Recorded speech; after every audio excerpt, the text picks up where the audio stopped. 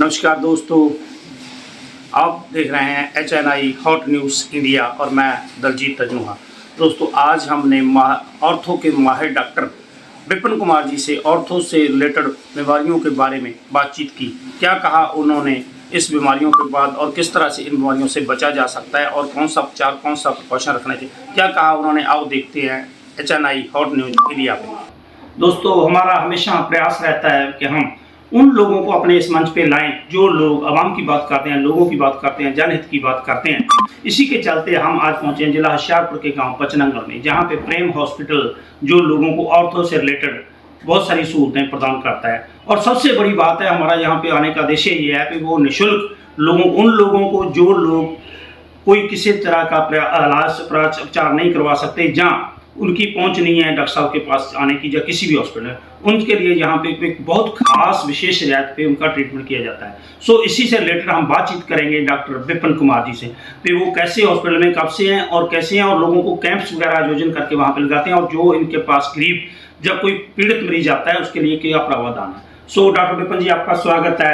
Doctor Vipin जी, आज हम आपके पास पहुँचे हैं, तो आप ये जो हॉस्पिटल में आप लोग, मैंने देखा है बहुत से लोग हैं आपके पास उपचार के लिए आते हैं, बहुत सारा ट्रीटमेंट करते हैं, उसके लिए आपका कौन सा प्रावधान है? जो गरीब लोग हैं, जो डॉक्टर साहब कोई किसी भी तक पहुंच नहीं कर सकते, आप उनको किस तरह से ट्रीट करते हैं?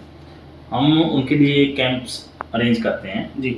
अगर किसी को ज़्यादा दिक्कत रहती है, किसी गांव में कोई प्रॉब्लम है, वो हमें सरपंच या उस गाँव के कोई भी इंसान जो आते हैं हमारे पास, वो हमें बताते हैं, तो उनके गांव में हम स्पेशल कोई ना कोई कैंप अरेंज करवा देते हैं कि जिसमें वो उनका जो गरीब परिवार जो हमारे तक नहीं आ सकते या कोई दिक्कत आती है, तो उनका वहाँ इलाज हो जाता है। सो डॉक्टर साहब, बात करें, ऐसे आपने बताया कि आप कैंप्स आयोजन करते हैं, बहुत सारे कैंप्स, और आगे का क्या प्रावधान है, आपके क्या प्लानिंग है कैंप्स के, किस तरह से कैंप लगाते हैं, और मेडिसिन जो हैं जब टेस्ट वगैरह है वो कैसे करवाते हैं वहाँ? वैसे हमारी बात चल रही है, 1-2 लैबों से भी चल रही है कि हम गांव-गांव में जाके अगर ब्लड टेस्ट की ज़रूरत पड़ेगी तो उस लैब के आधार पे हम उनके टेस्ट करवाएंगे, और जैसे जो मेडिसिन वगैरह है, मेडिसिन भी वहीं गांव में प्रोवाइड करवाएंगे।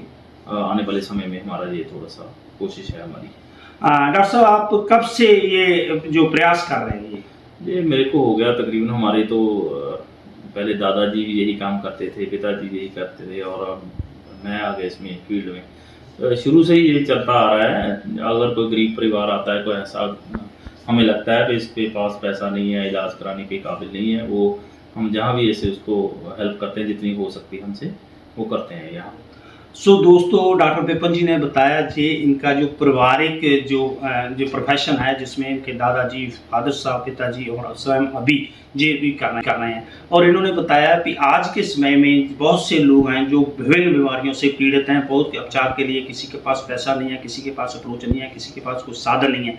तो ये वहाँ पे क्या, अगर इनको किसी तरह की मालूमात होती है कि किसी गाँव में कोई प्रॉब्लम है, तो ये वहाँ पे कैंप का आयोजन करके जब पर्सनली वहाँ पे उस पेशेंट को मिलके उसकी जितनी भी हो सकती है, क्योंकि प्रोफेशन है, जितनी भी उसकी सहायता करते हैं, और उसके उपचार के लिए भी काफ़ी माइक तौर पे आते हैं। सो डॉक्टर विपिन जी, अभी हमने देख रहे हैं यहाँ पे आपके पेशेंट्स आते हैं, आप ट्रीटमेंट करते हैं, आपके पास कौन कौन सी सहूलतें हैं जो आप अभी यहाँ प्रोवाइड करवाते हैं लोगों को? मेरे पास ज़्यादा फिजियोथेरेपी का काफ़ी अच्छा कॉन्सेप्ट है, जिसमें किसी को पैरालाइज हो जाता है, या जोड़ों में दर्द होता है, घुटनों में दर्द, स्लिप डिस्क हो जाता है, उसका उपचार हमारे यहाँ फिजियोथेरेपी के द्वारा किया जाता है।